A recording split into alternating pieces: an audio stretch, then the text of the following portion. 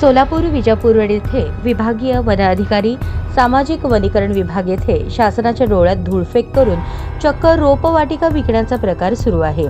Vijapur road येथील विभागीय one अधिकारी सामाजिक वनीकरण विभाग येथील कर्मचारी शासनाच्या डोळ्यात धूळफेक करून स्वतःच्या खात्यावर पैसे जमा करत असल्याचे दिसून आले। आमचे प्रतिनिधी तेथे गेले असता तेथील सचिन जोशी या कर्मचाऱ्याने चक्क 4 रोपे 232 रुपयांना विकून त्याच्या स्वतःच्या फोन पे खात्यावर पैसे जमा करून घेतल्याचा धक्कादायक प्रकार दिसून आला। सचिन जोशी यांच्या खात्यावरून कोणत्या खात्यावर हे पैसे परत जमा होतात का, हेही चिंतनाची गोष्ट आहे। आजपर्यंत किती रोपे अशा पद्धतीने विकली गेली? शासनाचा लाखो रुपयांचा महसूल बुडवत हे पैसे कोण लुटत आहे याचा तपास करणे गरजेचे आहे। याचा खरा वाली कोण?